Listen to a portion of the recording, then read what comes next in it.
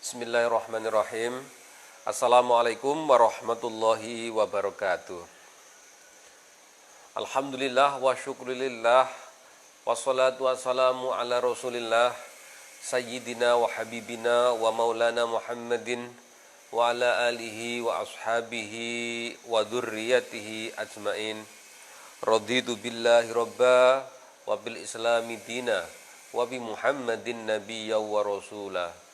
Rabbi zidni ilma warzuqni fahma, amin ya rabbal alamin. Ayuhat talamid wa talamidat, santriwan santriwati Pondok Pesantren Al-Ittihad dimanapun berada, atas izin Allah subhanahu wa ta'ala, atas pertolongan Allah subhanahu wa ta'ala, sehingga pagi hari ini bersama-sama kembali kita bisa hadir dalam suasana yang penuh kebahagiaan di bulan suci Ramadan untuk bersama-sama mengkaji kitab kita ini, kitab Ta'limul Muta'alim, adab untuk mencari ilmu, dan insya Allah tata cara untuk menyiapkan ulama-ulama Allah yang alim al-alamah insya Allah. Ini adalah kitab yang dirancang oleh musonef membekali para pencari ilmu supaya mendapatkan hasil atau buahnya ilmu. Kalau kemarin kita berbicara tentang pentingnya para santri untuk bulan baleni dan pentingnya para santri untuk belajar tentang ilmu mudzakarah, ilmu munadharah, bagaimana santri mestinya bisa memanfaatkan kemampuan diskusi, kemampuan untuk berbeda pendapat dan mengajukan argumen sebagai bagian dari cara pembelajaran yang sah, begitu, okay? Dan itu lebih bagus daripada hanya sekedar tekror. Kemarin kita sampaikan, beradu argumentasi tentang sebuah keilmuan dalam waktu 1 jam, itu kemanfaatannya sama dengan wong sing bulan baleni selama 1 bulan. Jadi kalau panjenengan semuanya itu di pondok, maka manfaatkanlah kesempatan di pondok itu untuk mudzakarah, untuk munadharah dengan teman-teman Anda, supaya 1, mempunyai kematangan ilmu, 2, kematangan emosi, yang ketiga adalah keahlian dalam memilih bahasa yang tepat untuk berbicara. Bismillahirrahmanirrahim. Pada hari ini kita akan lanjutkan tentang bagaimana para santri bertindak di dalam pesantren, atau para siswa, para mahasiswa dalam mengelola waktunya, dia harus seperti apa. Mari kita mulai ngaji kita dengan baca surah Al-Fatihah. Mudah-mudahan Allah memberkahi dan Allah meridhoi apa yang sedang kita kerjakan, apa yang akan kita kerjakan, dan apa yang sudah kita kerjakan. Semuanya dicatat oleh Allah sebagai amal kebaikan. Kalau toh kita ada salah, mudah-mudahan kesalahan itu diampuni oleh Allah subhanahu wa ta'ala. Ala niyatil qabul fi kulli niyatis sholihah. Al-Fatihah. A'udzu billahi minasyaitonir rajim.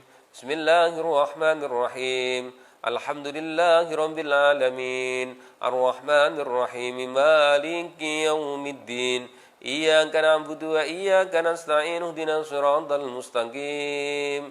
Siratal ladzina an'amta 'alaihim ghairil maghdubi 'alaihim waladdallin. Rabbi ighfirli wa liwalidayya wa lil mu'minina amin. Telah bergabung beberapa santri, ada masuk Kang Lukman, Kang Barizin, dan yang lain. Mudah-mudahan kehadiran kita ini manfaat, meskipun kita nggak bisa silaturahim secara langsung, paling tidak kita silaturahim dengan cara yang lain. Betul ya? Bismillahirrahmanirrahim. Wayam bagilan sayukjo litolibil ilmi, kedua kang amreh ilmu, ayyakuna yen ta'ana sapa talib fi jamil awqati, ing dalem pira-pira wektune talib, ing dalem sekabehane wektune talib, fi taqa'iqil ilmi, iku ing dalem angen-angen pira-pira lembut-lembute ilmu, wayatada lan yen to biasake sapa talib dzalika ing mengkono-mengkonolah penggunaan waktunya dengan sebaik-baiknya, nggih. Daqaiqul ing mengkon-mengkono daqaiqul ilmi. Wa ya'tadalen to biasake sapa mengkono talab Dalika mengkono daqaiqul ulum. Dados adalah merupakan sebuah prinsip bahwa bagi Anda yang berada di dalam sebuah masa untuk mencari ilmu, gunakan waktunya itu untuk fokus untuk mencari ilmu. Ketika dalam situasi mencari ilmu, maka fokus dalam mencari ilmu. Karena apa? Ilmu itu sesuatu yang di sana ada rahasia-rahasia.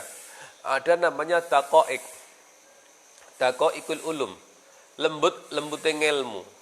Ibarat kata material, nggih, material ilmu niku ana sing glondongan gede, ana sing mujmal, ana sing daqaiq.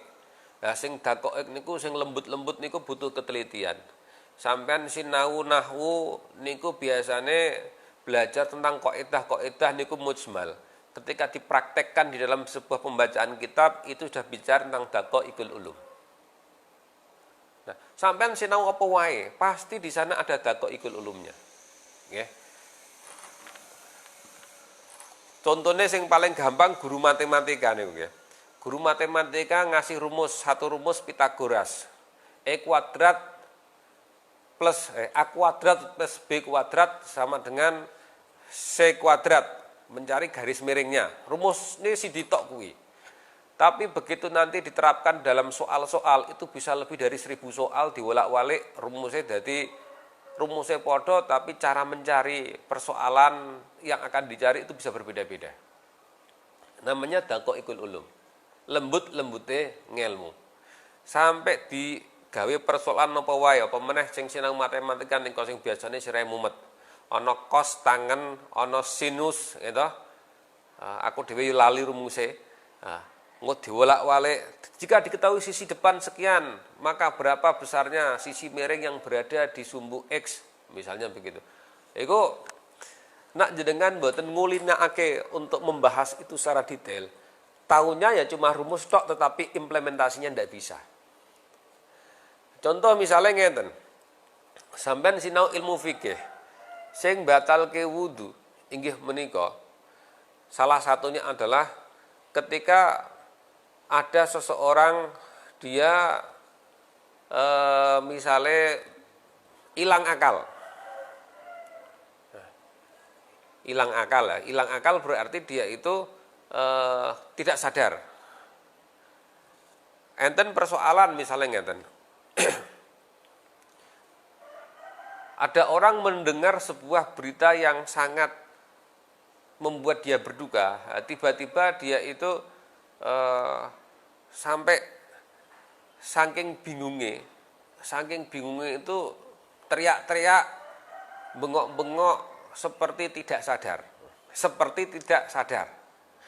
Nah, apakah itu termasuk orang yang tidak sadar? Apakah masih dianggap sebagai orang sadar? Atau orang yang karena seneng, atau karena sedih. Di wingi ada berita duka di Indonesia, ono artis sing lagi naik daun kembali setelah daunnya niku pupus terus naik lagi gitu ya. Almarhum Didi Kempot meninggal. Wah, para sobat ambyar di seluruh Indonesia niku ada sebagian yang histeris. Orang yang histeris itu kira-kira batalke wudu napa mboten? Didelok. Yang seperti itu, maka kita akan ketemu tentang dalil utamanya itu seperti ini, ketika terjadi seperti ini, maka akan kira-kira seperti ini. Wah, niku terus, berkembang terus. Lagi bahas masalah misalnya niki, perkara sing dianggap dengan khomer niku nopo. Nah, zaman dik riyen, zaman Rasulullah niku, ya khomer niku ya merupakan benda cair. Khomer itu kan minuman. Nah, yang diharamkan adalah khomer, muskirin yang memabukkan. Gitu. Kalau sekarang jenisnya macam-macam, ono sing jenenge ekstasi, ono sing jenenge ekstasi ku kan pil, ono sing jenenge sabu-sabu, ono sing jenenge wis macam-macam, nggih. Apakah itu termasuk khomer napa mboten? Termasuk perkara yang diharamkan apa mboten? Nah, niki mestinipun kita berangkat dari definisi yang mujmal, kemudian menuju kepada daqaiqul ulumnya, lembut-lembute ilmu, arti pecahan-pecahan yang kecil semakin kecil. Karena ilmu itu ada kaidah mujmal, ada kemudian di-slice menjadi sesuatu yang kecil-kecil. Nah, hendaklah para santri itu dengan muhadzarah, munadzarah, maka dia akan bisa membiasakan untuk menyelesaikan persoalan-persoalan yang lembut. Persoalan yang lembut itu sebenarnya ditarik dari sesuatu persoalan yang lebih besar lagi, ada sesuatu yang namanya kaidah umum. Contoh saat ini enten sing jenenge bayi tabung. Bayi tabung niku ten pundi pembuahan suami istri itu tidak di dalam proses normal. Nah, proses normalnya niku biasanya suami istri mereka melakukan hubungan suami istri, terus orang itu bisa hamil. Suami memasukkan bibitnya dengan cara jima. Tapi saat ini enten model ten pundi dunia kedokteran menemukan ada beberapa persoalan terkait dengan ketidakmampuan seseorang itu hamil.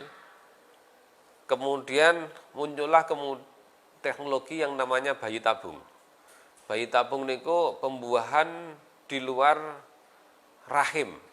Jadi sel telurnya perempuan diambil, sel spermanya laki-laki diambil, kemudian dicampurke tenggone laboratorium sampai akhirnya ketemu bibit bayi, bukan bibit bayi ya, namanya ketemulah zigot lah, ketemu ini pembuahan. Pembuahan terjadi, ditunggu, ketika dianggap berhasil, kemudian dimasukkan lagi ke dalam rahimnya perempuan. Gitu. Biasanya temriku, sing jengene dokter, ketika membibit itu apa ya, menyemai, itu biasanya lebih dari 1, bisa 4 bibit, karena biasanya pakai garansi. Kalau di Surabaya niku enten rumah sakit paring garansi inggih menika 120 juta, kalau gagal uang dikembalikan.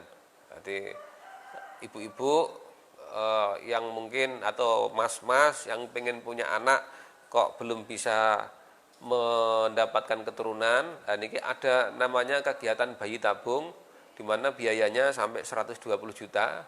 Kalau gagal nanti ada proses berikutnya, uangnya tidak langsung hilang, tetapi mungkin ada garansi untuk napa nggih, kaya barang-barang elektronik kaya ono garansi. Jadi begitu gagal nanti uangnya nggak hilang, nanti uangnya akan dikembalikan, karena mereka juga yakin, para dokter itu juga sudah tahu bahwa apa yang dia lakukan itu bagian dari ikhtiar. Dari bagian ikhtiar, karena ikhtiar dia bukan Tuhan, ada kemungkinan gagal, ada kemungkinan sukses. Yang menjadi persoalan kan begini. Jadi begitu bibit itu dibuat ada 4 ya, ada 4 calon bayi. Ketika sudah terbuahi, biasanya sang suami atau keluarga dari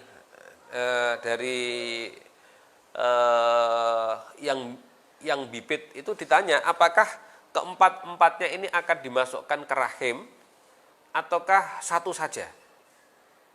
Nah, kalau dikaitkan dengan hukum menggugurkan kandungan, aborsi, ya, apakah bibit yang sudah dicampur di luar itu dan sudah mulai terbentuk bibit jadinya itu ada 4, kemudian si keluarga mengatakan, wah nak duwe anak kembar 4 ya jelas repot. Terus kemudian diambillah 2 saja, yang 2 itu dibuang. Ya. Apakah ini hukumnya sama dengan hukum mengaborsi apa tidak?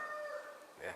Ini kan sesuatu yang daqaiqul ulum ini. Ini kan lembut, perkaranya kan cabang yang lebih detail lagi. Kalau zaman dulu yang namanya aborsi itu rak jelas. Ana wong meteng. Gitu. Ana wong meteng, ya wong wedok, mosok wong lanang sing meteng. Ana wong wedok meteng. kemudian digugurkan karena belum pengen punya anak, apakah karena sundulen anaknya isih cilik lagi umur 6 sasi anaknya sing adine wis muncul. Terus mboke niku merasa repot kemudian digugurkan. Matur sama dokter, dokter saya mau menggugurkan kandungan saya. Ya kenapa? Anak saya baru 6 bulan nih dok. Mosok aku punya bayi lagi nanti gak repot. Ah, atau ada orang menggugurkan kandungan karena malu. Itu bagaimana hukumnya? Ya. Bahkan di beberapa negara di Eropa sana memberikan kebebasan untuk aborsi. Kalau di Indonesia aborsi masih dipidana, tidak boleh. Dalam hukum Indonesia orang melakukan aborsi itu ditindak baik dokter yang melaksanakan maupun orang yang melaksanakan itu ditindak, ditangkap sama pemerintah, sama polisi. Tapi di beberapa negara di Eropa itu memperbolehkan aborsi ketika memang dia belum siap dengan kehadiran bayi itu. Nah misalnya enten kejadian ya, enten kejadian ana setunggalipun wong wastri niku diperkosa kali tiyang jahat. Diperkosa kali tiyang jahat niku hamil. Gitu. Jelas-jelas calon jabang bayi menika gadah keturunan bapak niku jelas-jelas tiyang jahat. Gitu.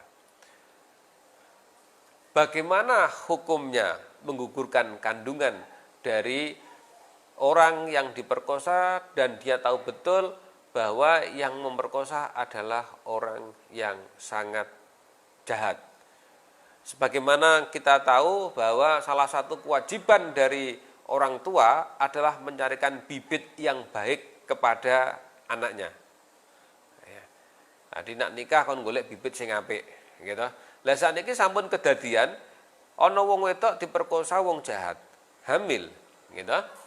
Nah, bagaimanakah hukumnya janin dalam kandungan itu, bolehkah digugurkan apa tidak? Nah, niki ilmu ini sudah mencakup banyak aspek, tidak hanya satu hukum saja terkait dengan bagaimana memberikan kewajiban seorang tua untuk mencarikan bibit yang baik terhadap anaknya, tapi ini sudah terkait dengan masalah nyawa, terkait dengan aspek-aspek yang lain, gitu. Maka ketika memutuskan sebuah hukum, kita terbiasa dengan menggandeng sebuah hukum dengan peristiwa-peristiwa penyebabnya itu tidak cuma satu hal. Kita bicara kalau dalam bahasa yang sekarang namanya persoalan yang kompleks komprehensif. Persoalan yang kompleks itu terkait satu dengan yang lainnya. Maka ini kita masukkan ke dalam daqaiqul ulum, ilmu-ilmu yang sifatnya sangat rumit, lembut, rumit sekali. Ya, rumit sekali. Nah, ini butuh kajian ilmu fikih yang mendalam. Masalah misalnya pembagian warisan. Pembagian warisan nak sampean sinau ning ilmu fikih iku rak pun dipun paringi pangertosan bilih iki bagiane semene wong lanang mati ninggal bojo, ninggal anak wedok loro, lanang loro, bagiane semene. Pun enten. Lah niki kadang-kadang terkait dengan hukum adat. Biasanya nak ten gene wong Jawa niku nak tiang sepuh niku dereng sedo, cocok niku pun ngedum-ngedum tanah. Didum kowe bagiamu kono ya, kowe bagiamu kono ya, sun aku mati bagiamu kono ya, didum sik ketika masih hidup. Nah, ketika dia meninggal, gitu. Apakah harta yang didum tadi itu sudah dianggap sebagai warisan atau tidak? Jadi ngedum le kowe bagianmu anak sing barep kae engko sawah sing ning kono engko bagianmu, engko omah iki bagiane adikmu sing paling cilik, engko kowe engko manggon kono terserah. Nah, terus mati. Lah itu perlu diwaris, hitung ulang apa tidak. Nah, ini berarti nanti ada ada kombinasi ilmu antara ilmu waris, terus kemudian ada pemahaman tentang akad-akad hibah, mungkin ada wasiat yang pengen dijalankan oleh orang tua tadi, ngomong karo bojone, son aku mati omah iki kanggo anakku sing cilik, iku termasuk hibah apa termasuk wasiat? Nah, niki mangke kompleks. Belajar ilmu niku mboten namung belajar sesuatu yang umum-umum, tapi dari situ akan muncul cabang-cabang ilmu yang saling berkaitan satu dengan yang lain. Inilah yang kemudian perlu bagi para santri, para pelajar untuk memahami sesuatu itu dengan jamil auqatnya itu untuk mentengi daqaiqul ulum, sehingga ketika nanti ada persoalan ketika Anda memahami hal-hal baru itu bisa mengkiaskan, ya, bisa dikiaskan, bisa dirujuk dengan persoalan yang di kitabmu sudah ditemukan takbirnya. Fa inna ma yudrikut taqaiq bit ta'amuli iku kelawan angen-angen. Fa inna ma yadriku angin pestine bisa nemu sapa talib at-taqaiqa ing lembut-lembut ilmu bit ta'amuli iku kelawan ngangen. Kalau tidak kita angan-angan, mungkin kita ngapal ketok perkara sing kelihatan di dalam kaidah bukumu, nanti kurang sempurna. Begitu diangen-angen, kalau seperti ini bagaimana ya? Kalau seperti ini bagaimana ya? Walihada lan krana ikilah tingkah ta'amul kila dipun ngendikake ta'ammal tadrika wala buta min ta'amuli qoblal kalam. Termasuk inggih menika angen-angen nalika sadurunge sira padha ngendikan. Ta'ammal ngangen-ngangeno sira, tadrik mongko nemu sira. Wala budalan ora kena ora minat ta'amuli saking ngangen-ngangen qoblal kalami ing sedurunge ngomong. Termasuk Anda harus belajar. Nah, ini ada Mas Barizin, Bu Mbak Ana sedang hadir ya. Termasuk di sini adalah bagaimana kita mengendalikan bicara kita. Sebelum kita itu berbicara, maka kita perlu angen-angen apa yang mau kita bicarakan. Nah, menurut istilahnya sampean kan ojo waton jeplak, ojo waton ngomong. Nak ngomong niku dipikir, ya, ta'amul qoblal kamal. Diangen-angen sadurunge ngomong, hatta yakuna sehingga ana apa kalam ono iku sawaban bener, sehingga Anda tidak menyesal dengan pembicaraan kita. Sebuah ungkapan mengatakan mulutmu adalah harimaumu. Kalau kamu tidak bisa mengendalikan mulutmu, maka kamu akan diterkam oleh harimaumu itu. Sebuah kata itu bisa lebih tajam daripada silet. Nah, sebuah ungkapan itu bisa menusuk ke dalam jantung seseorang melebihi tusukan belati. Sakitnya tuh di sini. Nah, kenapa? Karena kata-kata itu kadang-kadang iso nyelekit kok. Ya Gusti lorone jeru, mergo napa? Sampeyan dipisui karo kancamu misale ngoten ya. Ana anak ngomong karo bapake, kalimate niku mungkin ya mergo emosi. Tapi sing jenenge anak karo wong tua emosi kok ngomong, "Pak, matamu lho, Pak, kok endi?" Masa Pak ade di mata-matake apa ora sakitnya minta ampun gitu. Karo makane ngomonge kurang ajar. Mak, kowe iku kok nguyelen to, Mak? Kuwandani kok nguyel wae. Kowe iku wis gendeng nguyel, Mak. Oh, karo makane digendeng-gendengke, kurang ajar iki bocah iki mau. Fa innal kalama mongko setune kalam, omongan kasahmi iku kaya dene jemparing. Nanti ngerti jemparing ora sampean? Jemparing ku panah, ya. Mungkin ning Al-Ittihad perlu dikasih ekstra latihan jemparing, ya. Oh, saniki nembe ngetren ilmu memanah. Memanah niku bisa meningkatkan konsentrasi, ya. Nak sampean belajar menembak ya cekel polisi, nak memanah kan mungkin lebih murah. Nanti orang belajar memanah itu bisa meningkatkan konsentrasi, ya. Ojo cuma bisa memanah asmara, ya. Memanah asmara sampean gak usah sinau ya wis alami ngoten niku, wis alami. Tapi memanah itu penting, belajar memanah. belajar tentang konsentrasi.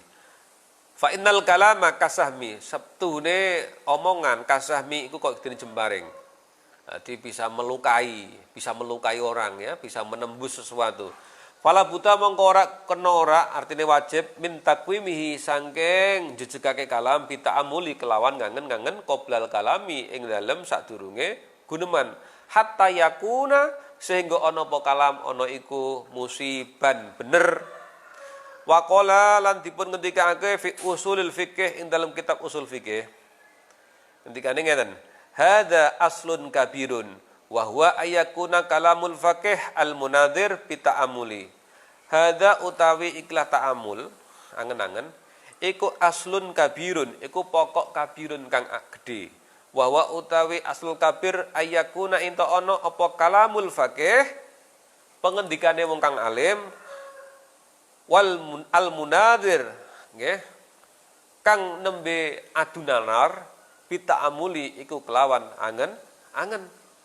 Jadi angen-angen itu penting, termasuk ketika jenengan-jenengan semuanya sedang munadharah, sedang berardu argumen, maka kalimat-kalimat yang muncul mestinya adalah kalimat-kalimat yang sudah dipikirkan terlebih dahulu. Ya. Jangan sampai suami istri berantem, kalimatnya itu nyerocos rak karu-karuan, gitu. Akibatnya sesuatu yang mestinya bisa diselesaikan malah menjadi besar gara-gara nopo? Gara-gara omongan yang semakin bulat. Percikan api yang mula-mula kecil disemprot karo minyak omongan, tambah bulat. Terutama para ahli fikih itu nalika jenengan bermunadzarah atau memberikan fatwa, nggih. Ketika memberikan fatwa tentu saja jangan asal menggunakan emosi dan logikamu. Tetapi angen-angen dulu sebelum kita mengeluarkan sebuah pernyataan atau mengeluarkan sebuah statement. Kila dipun ngendikake roksul akli utawi kepalane akal. Kepalane akal duwe kepala. Ayakuna iku yen ta ana apa al kalamu guneman bitasabuti iku kelawan alon-alon wa ta'amuli lan kelawan mikir. Jadi rasul akal ya hal yang di atas akal, atasannya akal itu akal memang gunanya untuk berpikir, tetapi atasannya akal itu mempunyai sebuah kendali yang namanya apapun yang kita bicarakan itu mestinya dibicarakan, diomongkan dengan alon-alon, nggih. Alon-alon wa ta'amul lan kelawan mikir, nggih. Ora waton gulumu niku ngasih napa? Kunceng urat-urate ketok, sing penting mbuantah, sing penting enggak tuju. Mboten pikantuk kados mekaten. Apalagi dalam diskusi di bidang ilmu, ora kena asal ngoyel, ya. Tapi menggunakan sesuatu yang bagus. Usika paring kala ngendika sapa qail kang ngendika usika fi nadmil kalami bi khamsatin in kuntalil musissafi mutian la taghfalan sababal kalama wa waqtahu wal kaifa wal kamal makana jami'a. Lagune nek ora merdu ya dimerduk-merdukke dhewe. Niki penting bagi kita, sangat penting. Ini ilmu penting. Usika wasiat sapa ingsun ing sira kabeh, termasuk wasiat karo aku. Finadmil kalami ing dalem juntrungake guneman. Bi khamsatin kelawan 5 hal. Kalau Anda pengen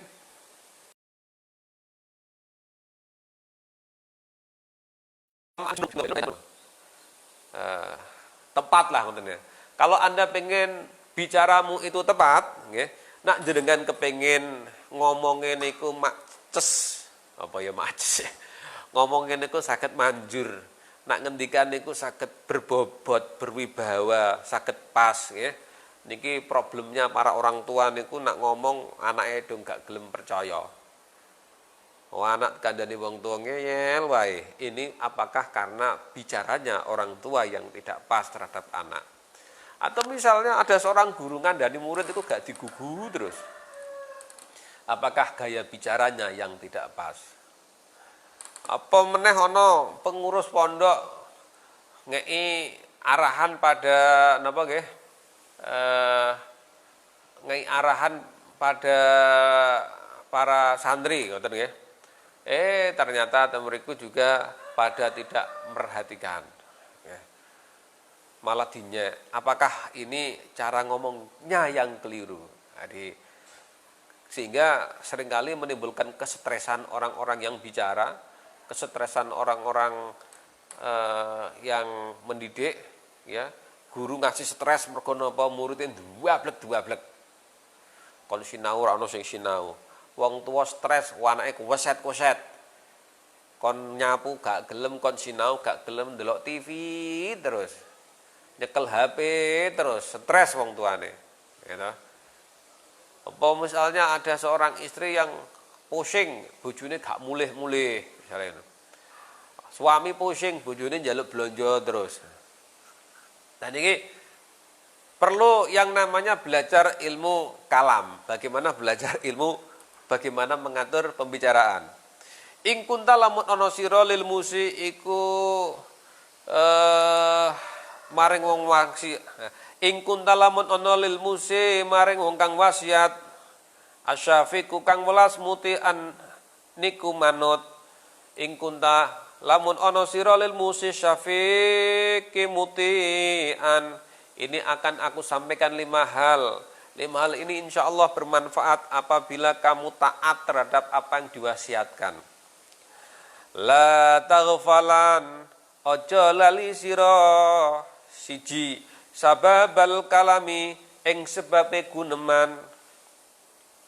1. Anda harus paham dan meyakini kenapa kamu harus bicara. Satu ya, sababal kalam. Nak kowe ngomong kudu nduk pikir sik, sebabe apa aku kudu ngomong.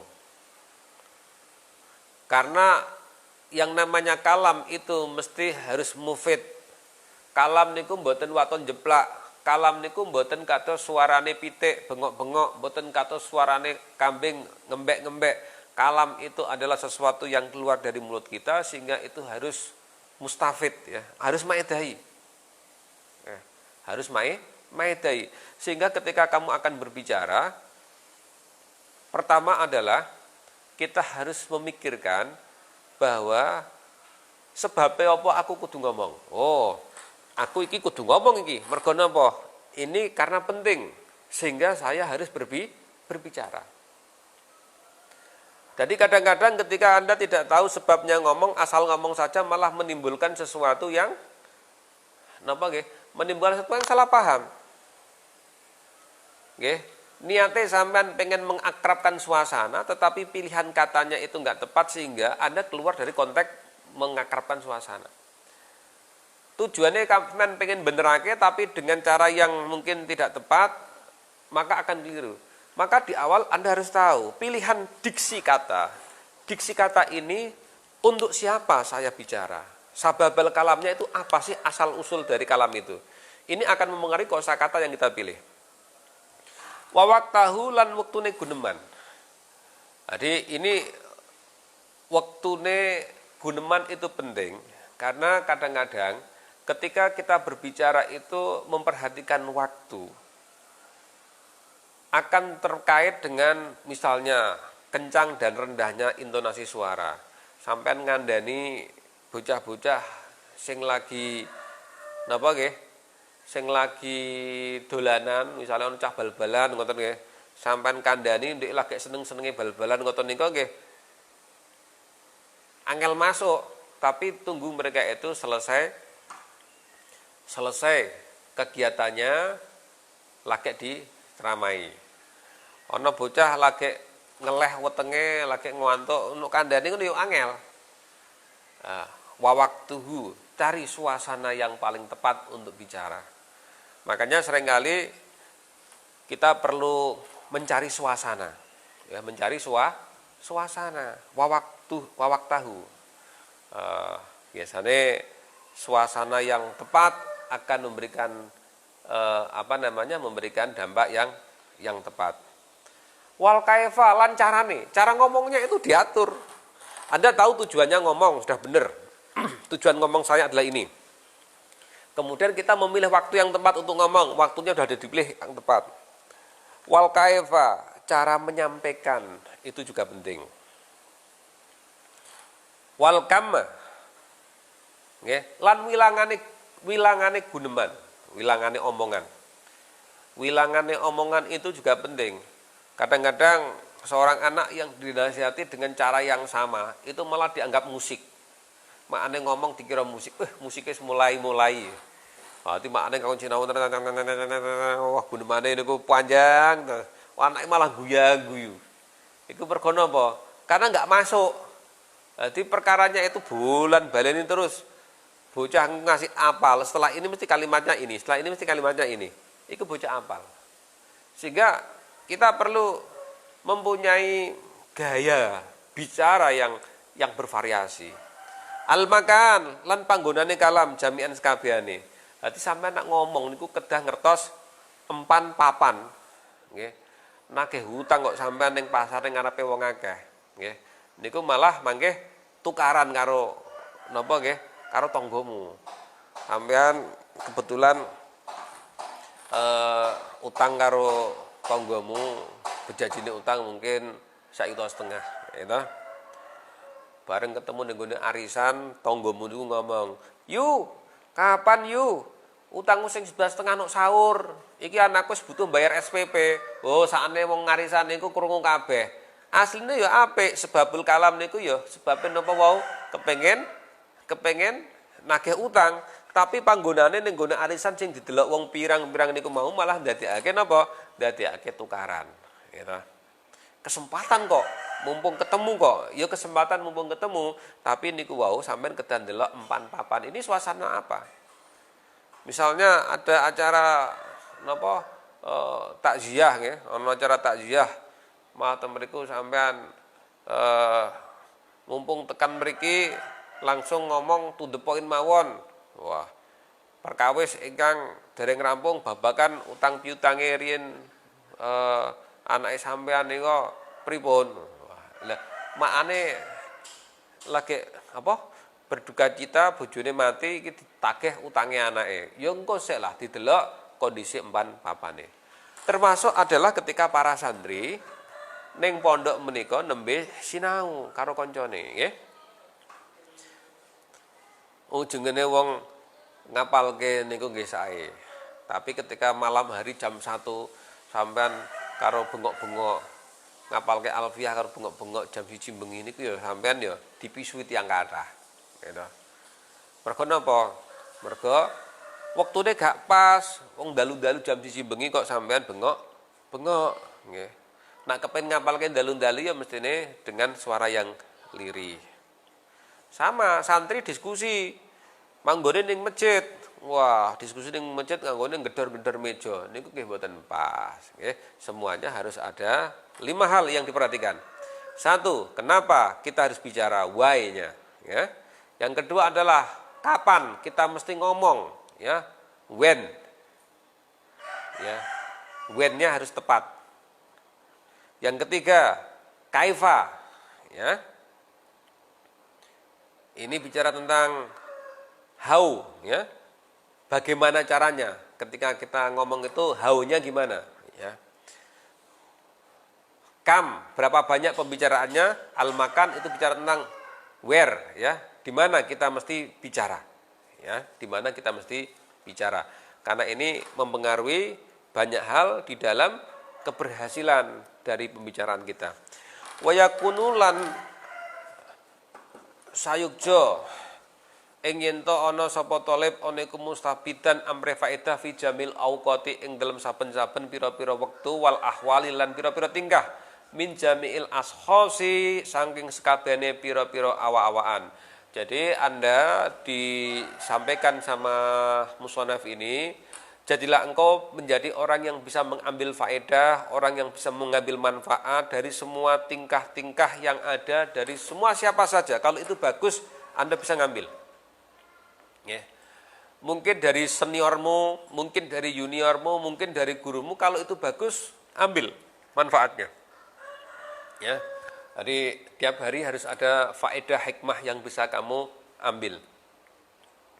Qala Rasulullah sallallahu alaihi wasallam, wis ngendika sapa Gusti Kanjeng Nabi Muhammad sallallahu alaihi wasallam, al hikmatu utawi hikmah dhallatul mukmin, iku seperti bondo ilange wong mukmin. Hikmah itu seperti harta yang hilang. Min ainama wajadaha, min ainama wajadaha, ing dalem dinggon nemu sapa mukmin ha ing bolah, akhoda mongko ngalap sapa mukmin ha ing dzulah. Jadi hikmah niku napa sih? Hikmah menika nggih sesuatu tulodo yang bisa kamu ambil. Hikmah itu adalah sebuah hal yang baik. Itu bisa diambil di mana saja, diambil dari mana saja. Karena al-hikmah itu dzolatul mukmin, seperti harta yang hilang dari kaum mukmin, sehingga dimanapun kamu ketemu maka ambillah. Wakilalan dipun ngendikaaken khud ngalapau sira ma ing barang sofa kang bening apa ma. Ambillah sesuatu yang baik, wadak lan tinggalo sira ma ing barang kadaro kang budhek apa ma.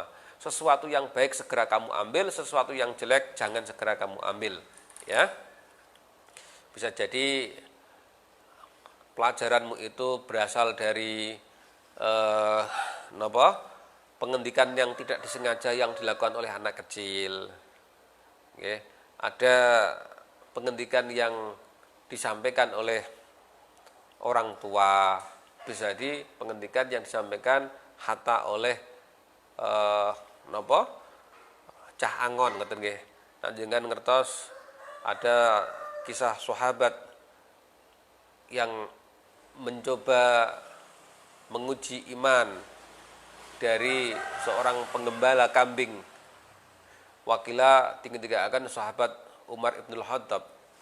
Kita semonten panjenenganipun nembe berjalan-jalan di gurun, di pegunungan, bukan di gurun ya, di pegunungan. Orang-orang Arab biasanya kalau menggembala kambing itu adalah di lereng-lereng pegunungan. Di situ ada rumput, karena rumput di Arab itu susah sekali. Ora koyok ning Jung Pasir, ning Tegaron, Jung Pandan, nggih, iso ngarit. Mriki mboten saged ngarit. Sehingga kambingnya itu dilepas bersama-sama dengan penunggunya, penggembalanya. Jadi ora koyok peternakan ning kampunge sampean wedhuse diritke tengok-tengok ning cerak omah ngoten mboten. Tetapi ini kambingku dilos ten nggone padang rumput. Yang menunggu adalah waktu itu dijumpai salah seorang anak kecil yang menunggui padang rumput itu dengan beratus-ratus ekor kambing. Datanglah kemudian sahabat Rasulullah tersebut menanyai anak kecil itu, "Wahai gulam, kambingmu kok banyak sekali?" Dia bilang, "Alhamdulillah, ini bukan kambing saya, tapi ini kambingnya juragan saya." "Oh, juraganmu punya kambing segini banyak itu, kira-kira tahu nggak jumlahnya kambingnya itu?" Nggih mboten ngertos wong juragan kula menika mboten nate mriki, namung kula lapor mawon kalih juragan kula tentang kondisi kambingipun. Nek kiambake butuh nembe mriki mangke ngedol kambing napa mendhet kambing kangge disembelih. Kabeh niku dipasrahke kalih kula ten mriki. "Oh ngono, wis ngene wae. Aku njaluk siji, engko sampean tak bayar, gitu. Engko sampean tak bayar, aku njaluk siji. Duite engko peken, gak usah kondok karo juraganmu. Juraganmu kan gak ngerti toh." Luar biasa anak kecil ini mengatakan, "Wahai Tuhan, andaikan juragan saya itu tidak tahu, dan saya yakin pasti dia tidak tahu, tapi kula menika gadah pangeran, kula gadah Gusti Allah, ingkang ten pundi Gusti Allah menika mangertos napa kemawon napa ingkang kita lampahi." Masya Allah, ini hikmah yang berangkat dari anak kecil, seorang penggembala, bukan orang pangkat, tetapi ini adalah hikmah yang muncul dari seorang anak kecil yang mungkin secara kedudukan tidak siapa-siapa, tetapi karena ini hikmah membuat sahabat Umar itu meneteskan air mata. Bagaimana orang yang berada di dalam kondisi yang tidak diawasi oleh juragannya, dan di sini betul-betul ada orang yang mau mencoba untuk menguji merayunya, tetapi dia sama sekali tidak bergeming. Ini karena apa? Karena dia merasa diawasi oleh Allah Subhanahu wa taala. Fi ainama kunta, di dalam tempat manapun Anda berada, Allah Subhanahu wa taala akan mengawasinya. Bismillahirrahmanirrahim. Nah, di sini maka khud ma sofa wada makadaro. Jadi kalau ada ada hal yang baik, ambil. Ada hal yang enggak baik, ya enggak usah diambil. Kalau Anda punya seorang teman baik, kebaikannya diambil, tapi kejelekannya jangan ditiru. Kadang-kadang kowe duwe kanca, kancamu kuwi pintere gak karu-karuan. Wah, aku duwe kanca pintere pol, tapi bocah mbelere gak karu-karuan. Lah sing nuk tiru malah mbelere. Wah, aku duwe kanca. Lah piye kancamu? Wah, jose piye? Pinter bocahe. Terus tapi bocahe asline niku kuweset, gak pernah sinau tapi otake cerdas. Lah sing tiru kesete gak pintere, iku kuwalik-walik, gitu. Jadi, aku duwe kanca, bodhone gak karu-karuan. Nah, terus tapi dhek iku duwe kebiasaan apik. Apa kebiasaan apike? Nak tangi turu, iku ki ambeke langsung masak banyu kanggo kanca-kanca. Lah, sing apik iku sing ditiru, sing elek gak usah ditiru. Jadi ning donya niku sampean dikaringi akal karo Gusti Allah. Ning donya sampean diparingi pahaman sama Allah. Bisa memilah-milah mana yang baik, mana yang buruk, mana yang bermanfaat buat Anda, mana yang tidak bermanfaat. Sehingga di sini perlu bagi kita semuanya untuk menggunakan akal, kefahaman kita untuk khud ma sofa wada makadaro, ya. Termasuk di dalam ilmu sampean dagang. Wah, ilmu dagang sampean mesti kan ngerti. Sekian banyak relasi-relasi Anda, mana yang punya kejujuran, mana yang tidak punya kejujuran, bagaimana kebaikan seseorang, bagaimana kelemahan seseorang. Kadang-kadang Anda mendapatkan nasihat dari orang yang mungkin bisa jadi dia itu tidak sholat tetapi jujuri gak karu-karuan. Tapi ono wong mungkin rajin sholat tapi senengane ngapusi. Ya. Ono ngoten niku, ketoke wonge rajin sholat tapi cok kadang-kadang ngapusi. Iki ono wong gak tahu sholat tapi jujurnya gak karu-karuan. Nah, dua hal ini Anda bisa memilah. Rajin sholat iku apik, ngapusi niku elek. Jujur niku apik, ora sholat niku elek. Jadi ambillah khud ma sofa wada makadaro. Wasami itu Syekh Imam Al-Ajal Ustadz Fahruddin Al-Kashani yaqulu kanat jariyatu Abi Yusuf rahimallahu ta'ala amanatan inda Muhammad. Kanat ana sapa jariyahu, jari Abi Yusuf. Jariyatu Abi Yusuf, jariyai Abi Yusuf rahimahullahu taala amanatan iku dadi amanat inda Muhammadin ana ngersane Kiai Muhammad. Faqala laha hal tahfadina ana toh apal sira he jariyah fi hadal waqti ing dalam ikhlah waktu min Abi Yusuf saking Kiai Abi Yusuf fil fikih ing dalam masalah fikih saya aning suwiji-wiji. Qalat la mboten illa innahu kana yukarriru angin setuhune Abi Yusuf kana ana sapa Abi Yusuf yukarriru niku bulan-baleni sapa Abi Yusuf wa yaqulu lan ngendika sapa Abi Yusuf sahmud dauri sakitun utawi masalah sahmud daur sakitun iku gugur fa hafidha mongko apal sapa Ki Muhammad zalika mungkon masalah sahmud daur minha saking jariyah wa kanat lan ana apa masalah samudaur iku muskilatan dadi rasa angel ala Muhammadin ing atase Syekh Abi Yusuf Muhammad fartafa mongko dadi ilang apa iskaluhu muskile Kiai Abi Yusuf bihadal kalimata kelawan ikilah pengucape jariyah. Jadi ternyata jariyahnya Abi Yusuf menika nate dipun ambil pendapatnya oleh Abi Yusuf. Suatu saat Abi Yusuf nika kebingungan untuk memberikan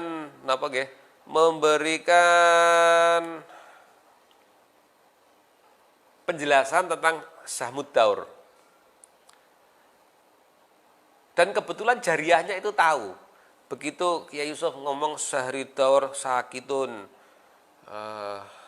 iki kok yo angel sahmud daur niki. Bareng krungu ngoten tanglet kalau jariyah. Kowe ngerti ora tentang masalah iki? Nah, kemudian jariyahnya itu bisa menjelaskan. Ternyata wong alim menika purun tanglet dumateng tiang sanes. Jadi di atas langit masih ada langit. Sak pinter-pintere sampean iku ana wong sing luwih pinter, atau kadang-kadang sak pinter-pintere sampean itu untuk perkara-perkara tertentu iku gak ngerti apa-apa. Ya ketoke pinter tetapi untuk perkara tertentu mungkin gak ngerti, perlu takon. Sampean ngapal Alfiyah, sampean apal Bukhari misalnya ngoten nggih. Suatu saat sampean dipek mantu karo setunggalipun tiang sing napa sing sawai ombo, sampean gak pernah sinau nyemprot gitu. Bingung. Hafalanmu hadis ra kena kanggo nyemprot, sampean takon karo kancamu sing bodho sing nek pondok senengane ning dalem ngewangi ring sawah misalnya ngoten nggih. Takon, Kang, carane nyemprot niku pripun nih, Kang? Lah piye? Wah, aku sak umur-umur durung tau nyemprot, iki karo mertuaku kon mangkat nyemprot ya, Kang. Nah, takono. Iki mungkin muskil bagine sampeyan, tapi bagine kancamu iku gampang. Ya, bagine kancamu iku gampang. Bagine sampean iku muskil.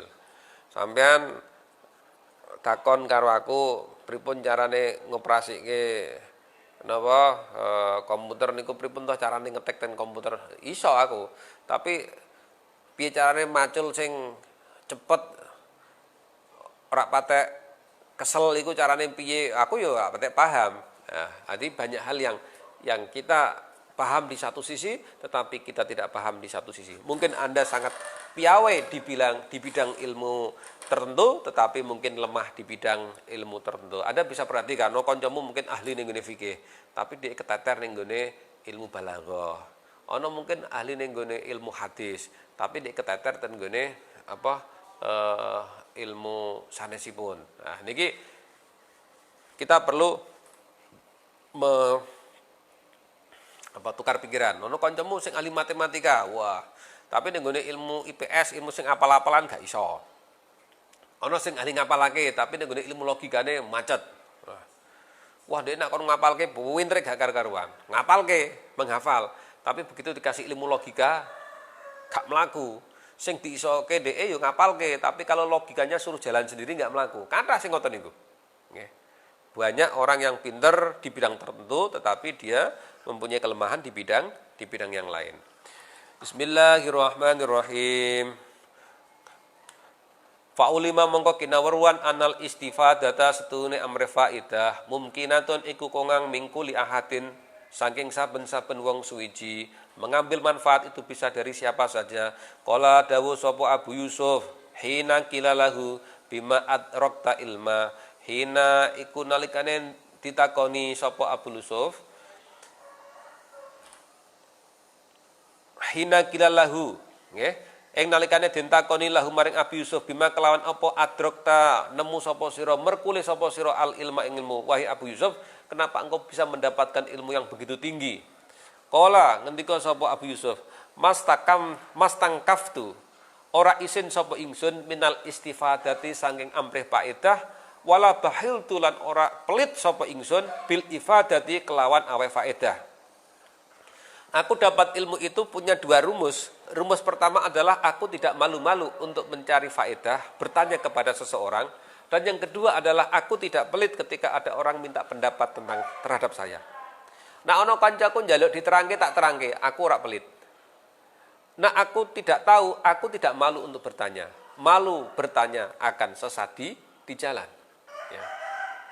Jadi niki nak sampean misale ngaji niku siji ojo isin takon. Malah saiki bocah-bocah niku nak gurune ngomong, ada pertanyaan meneng kabeh, ya. Isin.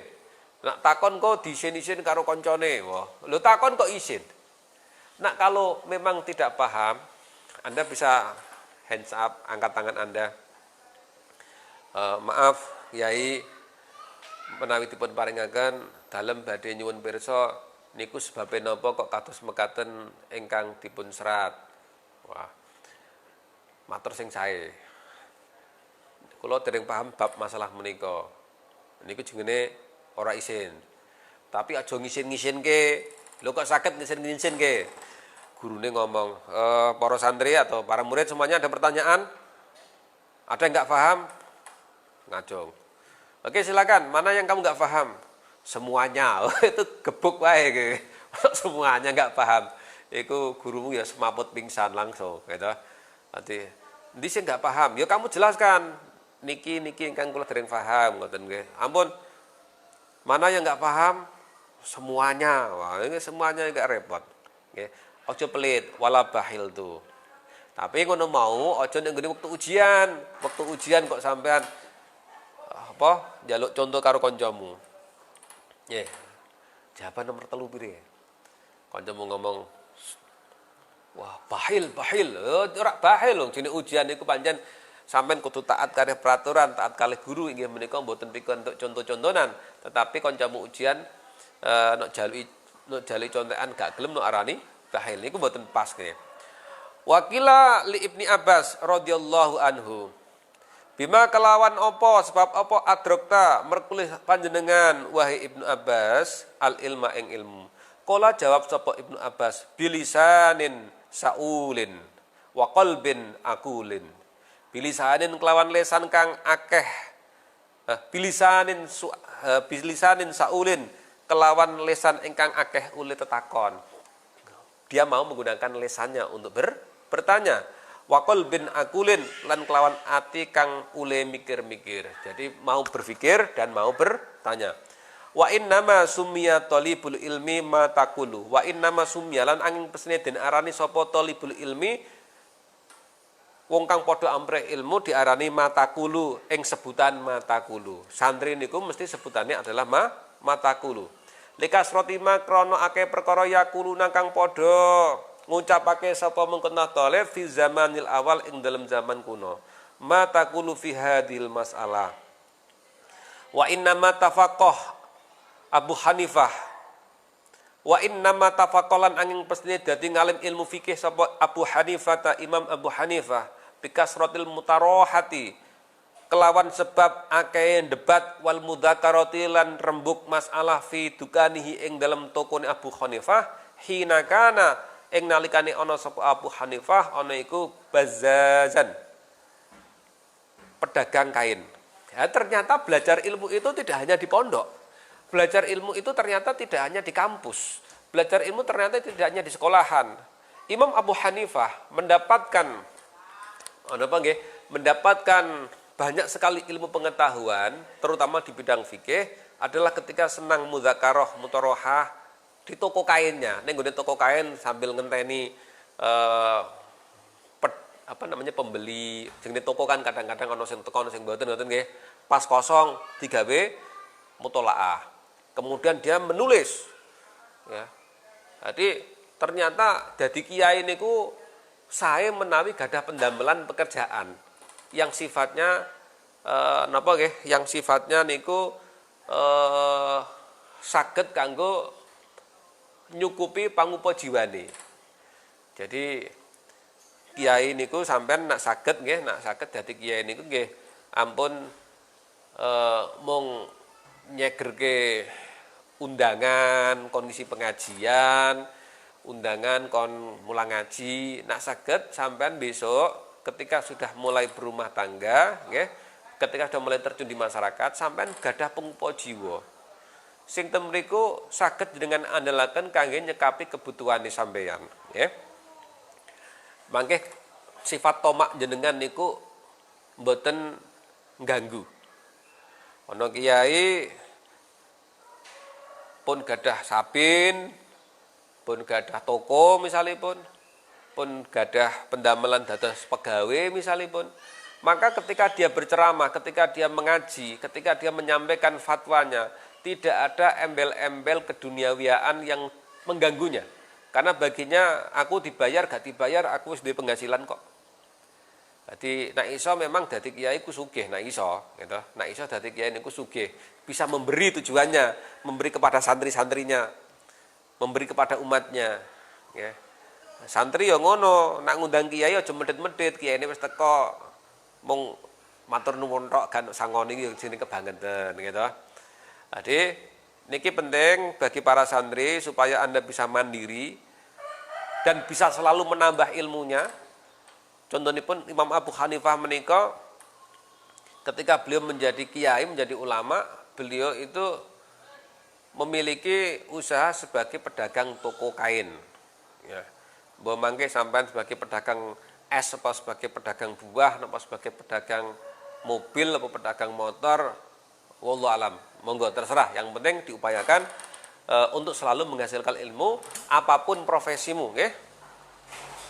Fa bihadza lan kelawan ikilah kang dinuntur yuk lamu den weroi antahsilal ilma apa stune ngasilake ilmu wal fikiran fikih yastami'u iku bisa kumpul apa tahsil ilmi ma'al kasbi sertane nyambut gawe. Jadi ini adalah merupakan sebuah hujah yang kuat bagaimana seseorang yang nyambut gawe itu masih bisa mendapatkan ilmu. Ada tetangga saya kemarin saya bareng-bareng sama dia untuk jaga jaga posko COVID-19. Ternyata tetangga saya ini adalah dia bekerja di maskapai penerbangan Air Asia di Bandara NYA, New Yogyakarta International Airport. Di satu sisi dia kuliah UT, Universitas Terbuka, supaya dia bisa membagi waktu dengan baik, pagi kerja, terus nanti sorenya dia itu kuliah online. Nah ini contoh bagaimana seseorang mensiasati keadaan karena ingin maju, maka dia sambil bekerja, maka dia sekolah. Ada lagi tetangga saya, dia bekerja di rumah sakit Sarjito sebagai ahli listriknya sana, bagian maintenance genset, ya, genset taman, pokoknya serabutan lah ngoten nggih. Sambil kiambake niku dados petugas genset, bagian ngrapike taman, kiambake ambil kuliah di waktu malam hari. Ini berarti apa? Di dalam sela-sela bekerja, seseorang itu masih bisa untuk menambah ilmu. Okay?